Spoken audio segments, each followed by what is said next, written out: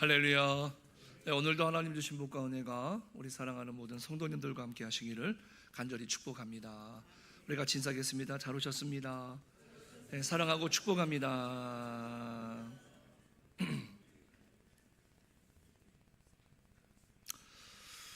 예, 오늘 말씀을 통해서 하나님 앞에 내가 내린 결단, 내가 내린 하나님 앞에서의 그런 용기가 위로가 되고, 또 우리들이 하나님의 말씀을 통해서 다시 한번 새 힘을 얻을 수 있는 그런 믿음의 우리 성도님들이 되시기를 간절히 축복합니다. 그리고 오늘 말씀의 제목처럼 참 내가 바보 같은 결정을 했나? 라고 생각이 드시는 분들이 혹시 계시다라고 한다면, 오늘 이 하나님의 말씀을 통해서 다시 한번 위로와 용기를 얻고, 하나님이 참 나를 귀하게 생각하시겠구나, 이렇게 여러분들이 위로를 받으시기를 간절히 부탁을 드리겠습니다. 우리는 지금 참 똑똑한 시대에 살고 있습니다. 아마 지금 여러분들 가방과 주머니에도 스마트폰이 있을 겁니다. 이거 하나만 있으면 천하무적입니다. 그래서 여러분들 이 스마트폰을 손에서 절대로 띄워놓고 못 사시죠. 좀 어떤 분들은 주무실 때도 꼭 붙들고 주무시더라고요. 스마트폰을 통해서 모든 정보, 모든 계산이 이루어집니다. 그러다 보니까 어느 순간 현대인들은 무슨 일을 만나면 계산기를 두드립니다. 뭘 하나 사더라도 가격 비교를 해야 되고, 어디가 싼가, 1원이라도 내가 비싸게 주고 사면 굉장히 억울해합니다. 사람을 만나도 그렇죠. 이 사람을 만나서 내가 얻을 유익이 뭐가 있을까, 머릿속으로 막 계산기를 두드립니다. 그래서 이 모든 계산이 다 끝났을 때에 이제 뭔가 행동을 하게 되고, 뭔가 결단을 내려서 움직이기 시작을 하죠. 이것을 가리켜서 현대인들은 처세술이라고 말합니다. 이거의 계산이 정확하고 빠른 사람, 참 지혜롭고 합리적인 사람이라고 말하는 시대가 지금 우리가 살아가는 이 시대입니다. 그래서 어떤 일을 만나면 이게 나한테 이익인가 손해인가, 내가 이걸 선택했을 때 이게 안전한가 위험한가, 이 선택을 한다라고 한다면 다른 사람들이 나를 어떻게 봐줄까, 인정해 줄까, 아니면 나를 무시하거나 바보처럼 여길까, 이런 시선들을 우리가 의식하며 살아간다는 이야기죠. 그런데 오늘 이 본문을 통해서 세상의 계산법으로 보면 참 바보 같은 선택을 하는 사람이 나옵니다. 바로 세례 요한입니다. 이 세례 요한은 제사장 가문에서 태어났습니다. 오늘날로 말하면 금수저예요. 내가 숨만 쉬고 있으면 아버지가 제사장이었기 때문에 이 시대에는 그냥 세습이 되는 겁니다. 그러면 내가 제사장 가문에 태어나서 제사장이 된다라고 하는 것은 나의 능력과 상관없이 이 당시에는 많은 사람들에게 존경을 받습니다. 인정을 받고 대접을 받고요, 좋은 것을 먹고 화려한 옷을 입고 이 성전에서 생활을 할 수가 있었던 사람이지요. 그런데 이 보장된 꽃길을 바보같이 이 세례 요한은 포기했습니다. 오늘 제목을요, 어떻게 정해야 되나 곰곰이 생각을 하다가 좀 원초적으로 거룩한 바보, 그 사람들이 가는 길이다 라고 이렇게 정했습니다. 우리가 신앙생활을 하다 보면 때로는 부담을 느끼고 힘들 때에도 거룩한 부담, 하나님이 우리들에게 그럼에도 불구하고 요청하실 때 우리는 거룩한 부담감이라는 말을 쓰지 않습니까? 오늘 말씀은 뭔가 우리가 지식적으로 깨닫기보다는 이 세례 요한의 바보 같은 선택을 우리가 눈여겨보면서 과연 오늘 우리들도 그와 같은 거룩한 바보가 되는 길을 자처하고 있느냐, 이것을 오늘 우리가 한번 살펴보고 우리들도 그러한 결단과 그러한 선택을 할 수 있는 그런 시간이 되었으면, 그리고 우리 안에 묻어두신 그 하나님의 그 신앙의 야성이죠, 야생성이 다시 한번 살아나서 우리 때문에, 나 때문에 교회가, 우리의 가정이, 우리의 자녀가, 내가 속한 모든 조직과 공동체에 선한 영향력을 끼칠 수 있는 그런 믿음의 사람이 되었으면 하는 그런 바람을 가지고 이렇게 제목을 정했습니다. 이 세례 요한은 참 바보 같아요. 그래서 화려하고 참 부드러운 제사장 옷을 벗고 광야에서 거친 낙타 털 옷을 입었고, 이 성전에서 주어진 귀하고 맛있는 음식이 아니라 들에서나 먹을 수 있는 메뚜기와 들꿀이죠, 이 석청을 양식으로 삼기로 결단을 했다는 것이죠. 심지어는 사람들이 많고 나를 주목해 줄 수 있는 화려한 그 성전이나 도시가 아니라 아무도 없는, 철저하게 고립될 수밖에 없는 광야를 선택해서 그 길로 지금 이 세례 요한은 나간 겁니다. 이런 모습을 보면 많은 사람들이 이렇게 수군댔을 겁니다. 저 사가랴의 아들 세례 요한, 야, 저 바보 아니야? 저 미친 거 아니야? 저 좋은 자리를 놔두고 왜 사서 고생을 하냐?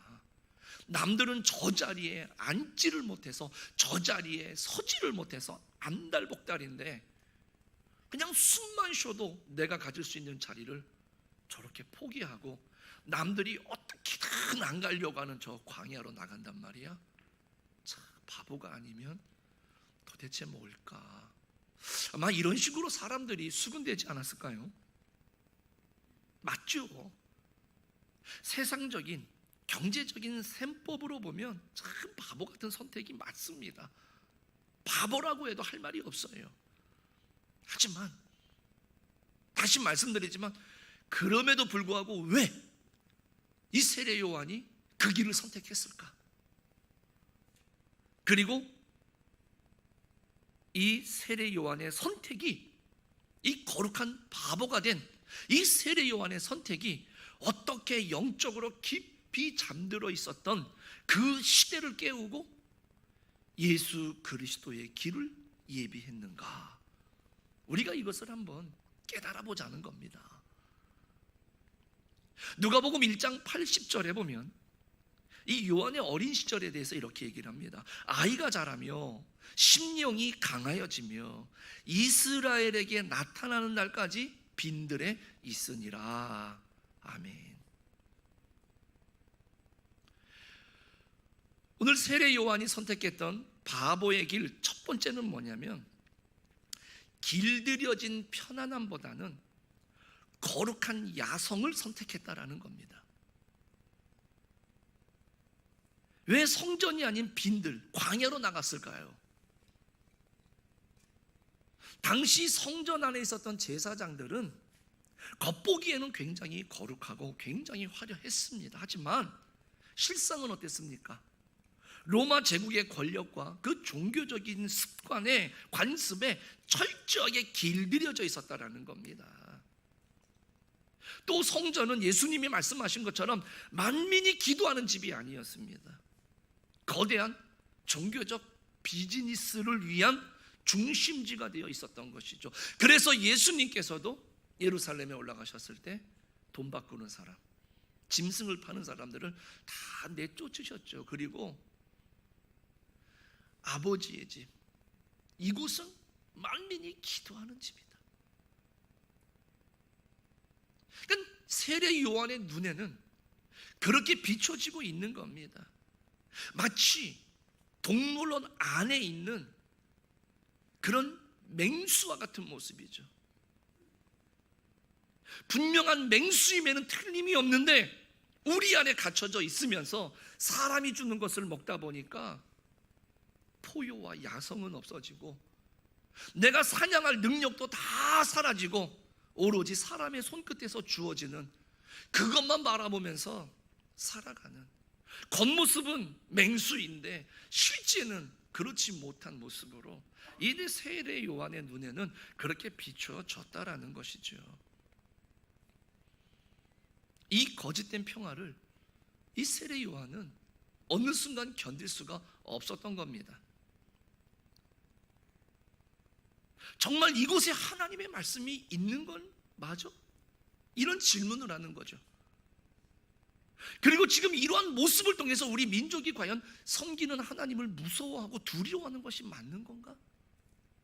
이런 질문이 스스로가 이제 모습을 보면서 마음속에 자리 잡기 시작을 한 거죠.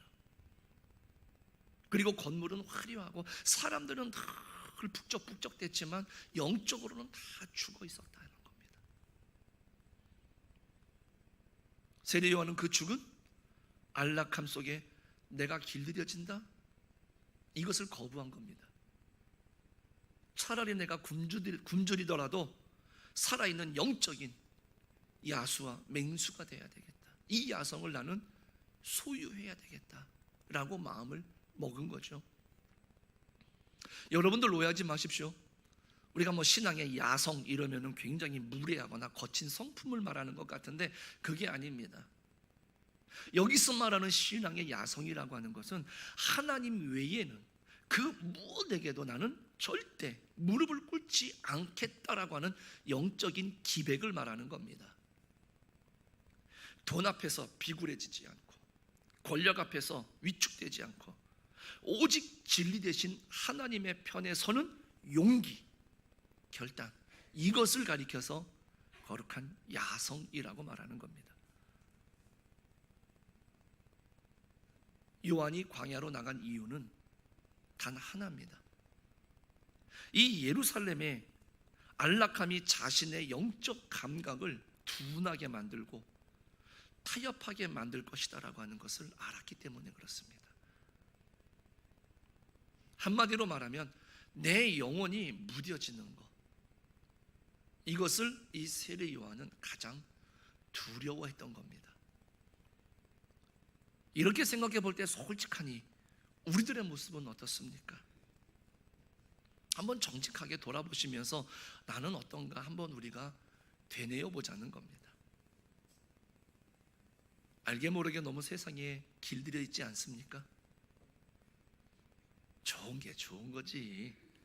다 은혜로 합시다 라는 말 뒤에 숨어서요, 불의가 있는데도 지적하지 않고요, 죄를 보고도 오히려 침묵하고 있는 우리 그리스도인들의 모습은 아닙니까? 오히려 안락한 환경과 지금 내 통장에 들어있는 이 잔고가 주는 이 평안함 속에서 하나님을 향한 뜨거운 갈망, 이 거룩한 몸부림에 대해서는 이제 어느 정도 타협을 하고 살아간다는 거죠. 적당히 교회 와서 예배드리고 적당히 와서 내가 해야 할 것만 하는, 그렇게 우리들 속에 있었던 야성을 잃어버리고 살아가고 있지는 않느냐라는 겁니다. 우리 과거 우리 신앙의 선배들을 한번 잘 지켜보십시오. 그네들은 우리들보다 훨씬 더 열악했습니다. 그럼에도 불구하고 그네들 안에는 신앙의 야성이 살아 움직였죠. 그래서 우상과 싸워서 이겼고요, 자기의 목숨을 걸고요, 예수와 복음을 위해 살았을 때 지금 오늘 우리들이 편하게 신앙생활을 할 수 있게 되었다 말입니다. 이렇듯 요한은 그 안전한 우리를 스스로 부수고 나간 겁니다.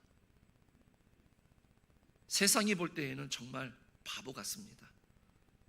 하지만 그가 사람들에게 바보처럼 여겨졌을런지는 모르겠지만 그가 아무도 없는 광야에서 외쳤습니다. 회개하라, 천국이 가까이 왔다 라고 할 때 그 말을 들은 많은 유대와 예루살렘 사람들은요, 아이러니하게 광야로 나오기 시작을 했습니다. 그리고 나와서 요한 앞에 엎드립니다. 그리고 회개하고 자복합니다. 그리고 세례를 받았습니다. 그 수가 점점 많아졌습니다. 야성을 잃지 않은 자만이 잠든 세상을 깨울 수 있기 때문입니다. 우리 사랑하는 성도님들, 우리들의 기도 속에, 우리들의 마음에 간절한 소원들 속에 교회를 향해서, 자녀들을 향해서, 가정을 향해서, 내가 속한 공동체를 향해서 오늘 우리들이 분명히 전하고자 또 우리가 바라는 그런 모습들이 있지 않습니까? 그런데 그것들이 프로그램이나 어떤 다른 것으로는 변화시킬 수가 없습니다. 오늘 우리 안에 식어진 야성이죠. 이 열정을 우리가 깨울 수 있다라고 한다면 내가 던지는 한마디, 내가 던지는 권면 한마디가 오늘 그 영혼들을 그 잠에서, 그 길에서 깨우고 돌이키게 할 줄로 믿습니다. 그러므로 오늘 우리들도 이 세례 요한처럼 길들여진 편안함보다는 거룩한 이 야성을 선택할 수 있는 바보 같은 그 길을 걸을 수 있기를 간절히 축원합니다. 두 번째로 이 바보 같은 길이 뭐였느냐? 세례 요한에게는 사람의 말을 뒤로 하고요, 하나님의 음성을 듣는 침묵의 길을 선택했다라는 겁니다. 누가복음 3장 1절에서 2절까지의 말씀을 보면은요, 굉장히 대조적인 장면이 나옵니다.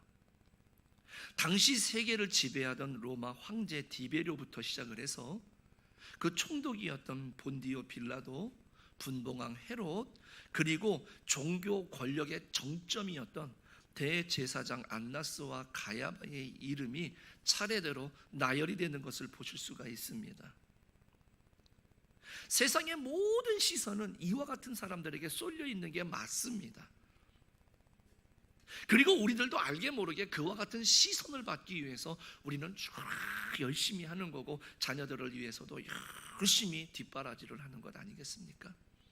그런데 그 뒤에 2절 말미에 보면은 놀라운 선언을 합니다. 하나님의 말씀이 빈들에서 사가랴의 아들 요한에게 임한지라. 상식적으로 하나님의 말씀이 어디에 임해야 되는 게 맞습니까? 성전이지요. 그리고 제사장들이 모여있는 그 예루살렘에 임하는 것이 우리가 볼 때는 매우 상식적이고 맞는 겁니다.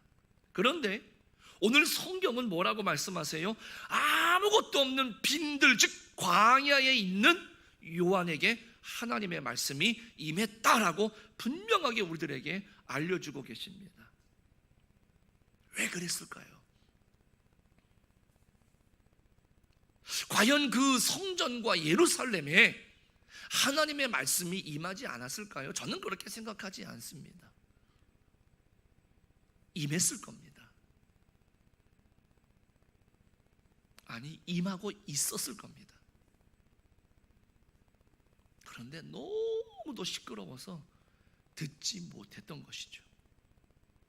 돈 세는 소리, 권력을 탐하는 소리, 서로 높은 자리에 올라가려고 소리치는 그 사람들의 아우성 때문에 하나님이 들려주시는 그 세미한 음성이 들려지지를 않았던 것이겠죠.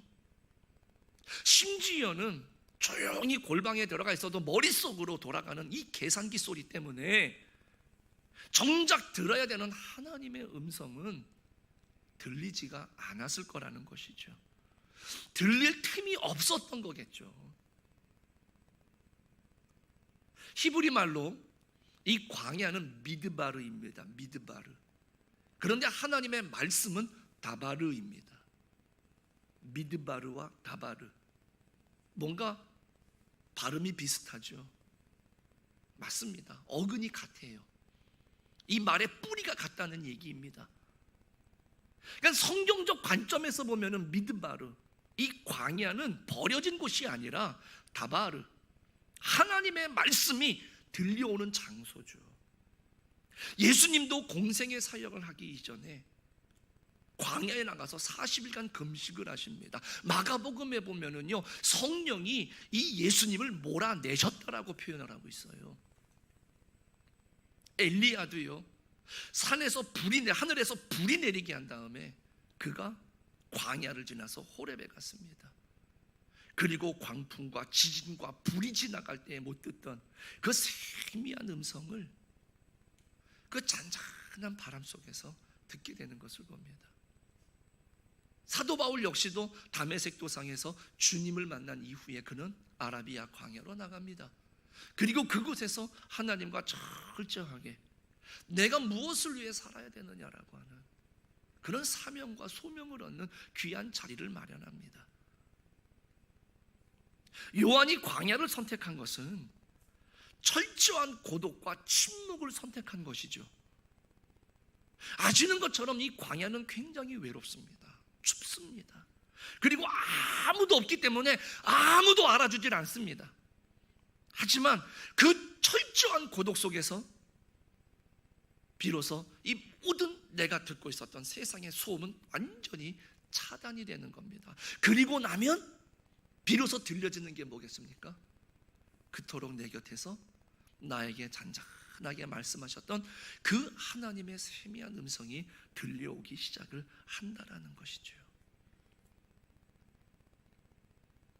그런데 여러분들, 우리가 이렇게 잘 알면서도 왜 우리는 그렇게 바쁘게 살아갈까요? 서두에 말씀드린 것처럼 잠시도 이 스마트폰을 손에서 떼어놓지를 못하죠. 그리고 어떻게 합니까? 소리만 나면은 이 뭐라고 소식이 오는가? 내가 올려놓은 글에 대해서 저 사람들은 어떻게 반응을 하는가? 사회생활 하느라고요. 다른 사람들이 올려놓은 것에다가 좋아요 눌러주고요. 또 내 거 올리면 내 근황을 알려줘서 나도 좋아요 받으면서 상부상조하는 거죠. 왜? 다른 누군가에게 내가 잊혀지는 게 싫은 거죠. 다른 사람들과의 관계가 끊어지고 나 홀로 있는 것이 너무나 싫은 거, 두려운 것이죠. 그래서 어떻게든지 간에 뭐예요? 찾아 줄 타고 들어가가지고요, 좋아요 눌러주고요, 내가 너한테 이만큼 관심 있으니까 너도 나한테 관심을 좀 다오. 이것을 통해서 나는 살아있음을 사람들은 그렇게 확인하고 싶어 한다는 것이죠. 그런데 성경에 보니까 그렇게 똑똑하고 그렇게 약삭 빠른 사람을 하나님은 쓰시지 않더라고요. 오늘 본문에서처럼 세례 요한처럼 기꺼이 세상의 소음을 다 끊어버리는, 그리고 하나님 앞에 무릎을 꿇어버리는 그런 거룩한 바보, 그 사람을 하나님은 눈여겨보시고 그 사람을 들어 사용하신다는 것이죠. 요한은 내가 누릴 수 있었던 기득권의 소음을 다 꺼버린 겁니다. 차단시켜버린 겁니다. 그리고 광야로 나가서 침묵한 거죠. 그때 그 침묵 속에서 이 시대를 꿰뚫을 수 있는 하나님의 말씀이 세례 요한의 귀에 들린 겁니다. 그래서 그는 회개하라, 천국이 가까이 왔느니라. 이것이 지금 광야에서 세례 요한에게 하나님이 주셨던 그 시대를 꿰뚫을 수 있는 그런 메시지였던 것이죠.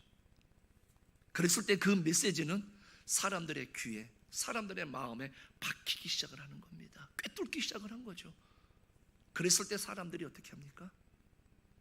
찔림을 받고 광야로 나오는 거죠. 역설적이죠.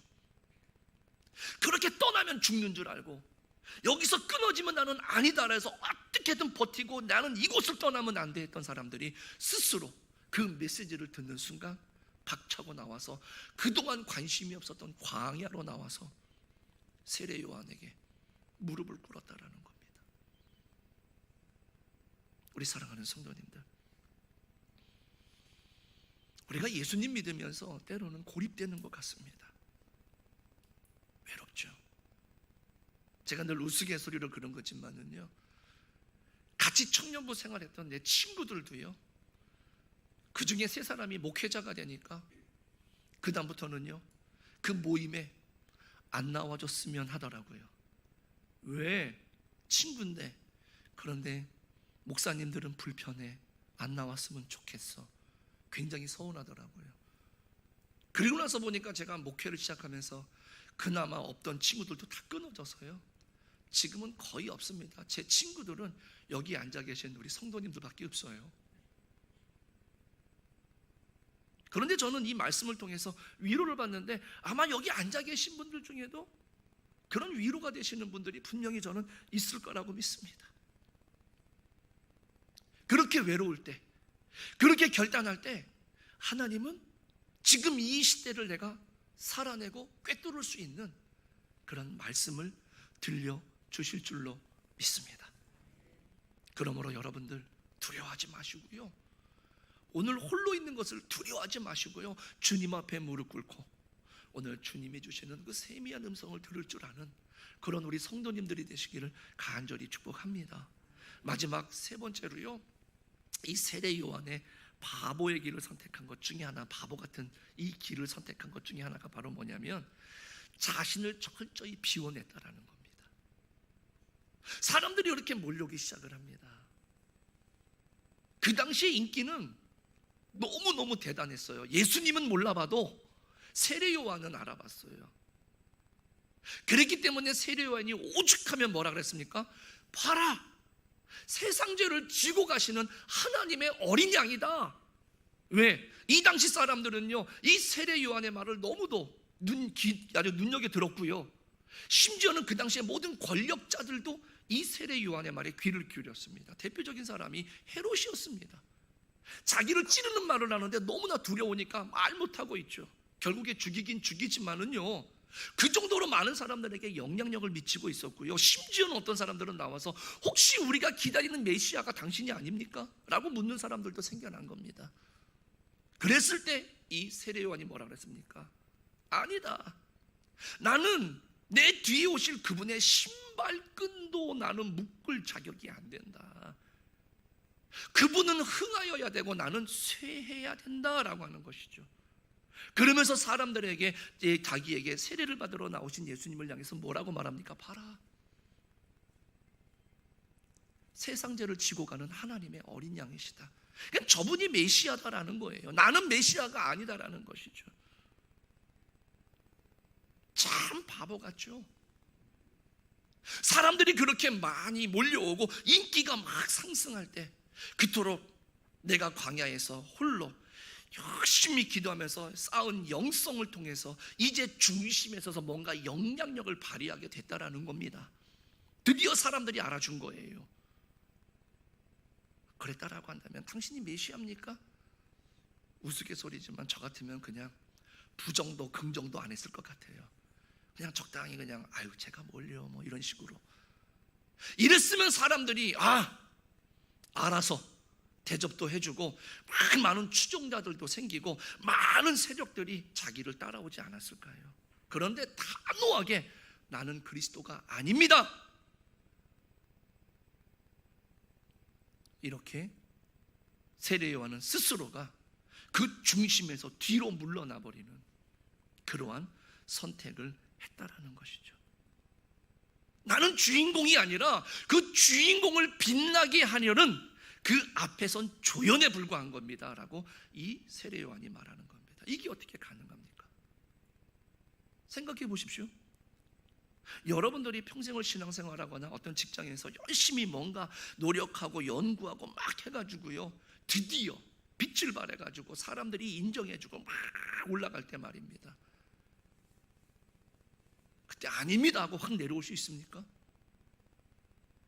주님 말씀하실 때 아닙니다 하고 딱 내려올 수 있냐는 겁니다. 이게 쉽지 않죠. 그런데 이게 어떻게 가능했을까요? 세례 요한은 자기의 정체성입니다. 내가 누군지를 안 거예요. 나는 소리구나. 말씀은 예수님이에요. 로고스. 나는 그 말씀을 전하는 소리에 불과한 거죠. 이 소리에 불과한 사람이 계속 남으려고 하면 어떻게 될까요? 그때부터 소음이 되는 거예요. 다른 사람들 귀에 불편한 겁니다. 우리 사랑하는 성도님들, 복음을 전하고 하나님이 주신 은혜를 우리가 다른 사람들에게 전하면 그것으로 딱 끝나야 되는 거예요. 거기에 내가 남으려고 하면 그 다음부터는 뭡니까? 다른 사람들 귀를 아프게 하는 소음이 되는 겁니다. 오늘날 교회 비극이 어디에 있는 것 같습니까? 많은 사람들이 처음에는요, 하나님의 일을 열심히 합니다. 주를 위해 헌신한다라고 합니다. 그런데 마지막에는 누가 남아요? 나를 인정해 달라는 겁니다. 내가 이렇게 충성하고 이렇게 열심히 했는데, 그래서 이렇게 열심히 해서 교회가 이렇게 안정되어지고 열심히 해가지고 내가 막 이렇게 교회가 막 이러는데 거기서 끝나면 참 얼마나 은혜스럽겠습니까? 그런데 뭐예요? 그런 나를 좀 인정해 달라는 겁니다. 그래서 열심히 하고 잘했는데 결국 다른 사람들을 불편하게 해요. 소음이 된다는 겁니다. 그런데 그런 사람들이 한두 사람이 아니죠. 그러다 보니까 교회가 평안하고 교회는 사랑과 믿음과 소망의 공동체가 돼야 되는데 다투고 나지 말아야 될 소리가 계속해서 난다는 겁니다. 그래서 교회에 오면 평안한 게 아니라 왠지 불편한 거죠, 서로가. 교회 안에 은혜 대신에 소음이 가득해지는 겁니다.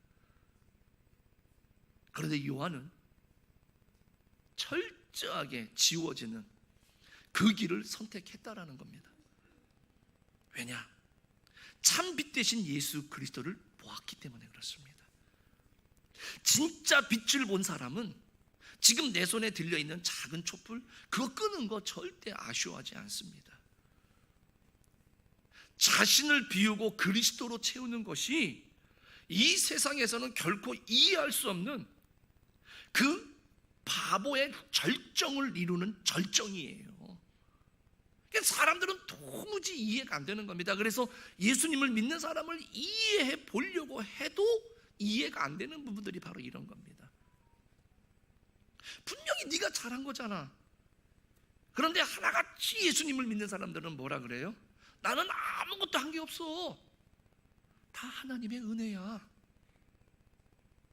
그러니까 안 믿는 사람 눈에 보면은 내가 바보야, 이 사람이 바보야, 이렇게 생각을 할 수 있는 거죠.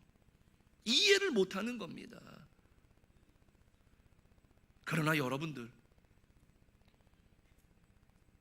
오늘 하나님은 그런 바보와 같은 선택을 하는 그 믿음을, 그 심령을, 그 신앙을 하나님은 찾으시고 보시기를 원하신다는 거죠.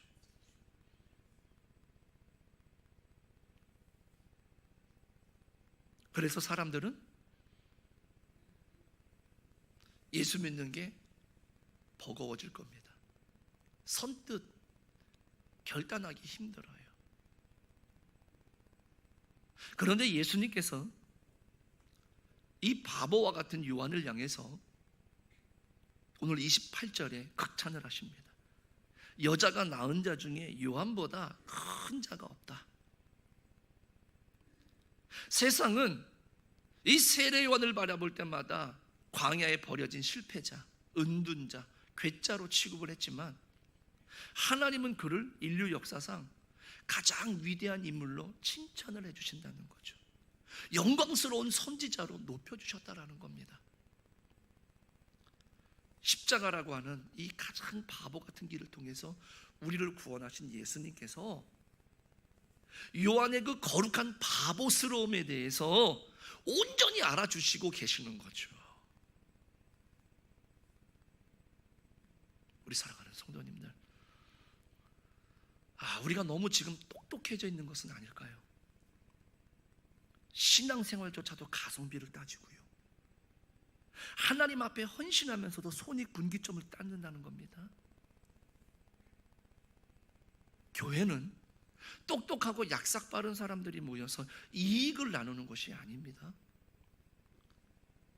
세상이 볼 때는 참 미련하고 저 사람들 모여서 뭐 하는 거지?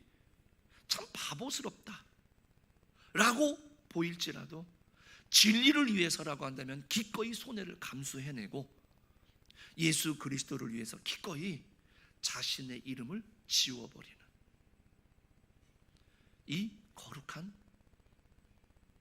바보들이 모여있는 바보들의 공동체가 돼야 된다라는 겁니다. 남들이 다 가는 넓고 평안한 길, 성공과 번영이 보장된 예루살렘의 성전의 길, 여러분들 부러워하지 마십시오. 하나님께서는요, 지금 부패하고 하나님이 원하지 않는 모습으로 변해가는 이 세상을 지켜내시기 위해서, 구원해내시기 위해서 기꺼이 그 불편함과 고독을 선택하는 그 한 사람의 바보, 이 세례 요한과 같은 사람을 하나님은 지금 찾고 계시다라는 것입니다. 우리 교회가, 우리 가정과 우리의 자녀들이, 우리의 다음 세대가 말입니다. 네. 그렇게 영향력 있고 하나님 앞에 크게 붙들림 받아 쓰임 받기를 원하신다라고 한다면 어떤 프로그램이라든가 어떤 환경적인 데서 찾지 마시고요, 그네들 안에 있는 그 야성, 그 거룩한 바보의 길을 선택할 수 있는 이 거룩한 야성을 우리가 깨우고 우리들이 그네들을 위해서 우리 스스로가 깨어날 수 있다라고 한다면 오늘 세상은 그런 우리들을 향해서 참 바보다 라고 손가락질 할런지는 모르겠지만은요, 주님은 그런 우리들을 향해서 착하고 충성된 종아, 내 사랑하는 자야 잘하였도다. 주님은 분명히 그렇게 우리를 위로해 주시고 부르시고 안아주실 것이다라는 것이죠. 오늘 자신을 지워서 예수님을 남겼던 세례 요한처럼 말입니다, 이 거룩하고 영광스러운 이 바보의 길을 묵묵히, 그렇지만 우리가 기쁜 마음으로 함께 걸어갈 수 있는 우리 성도님들과 우리 교회와 우리 모든 믿음의 자녀들이 되기를 주님의 이름으로 간절히 축복합니다. 기도하겠습니다.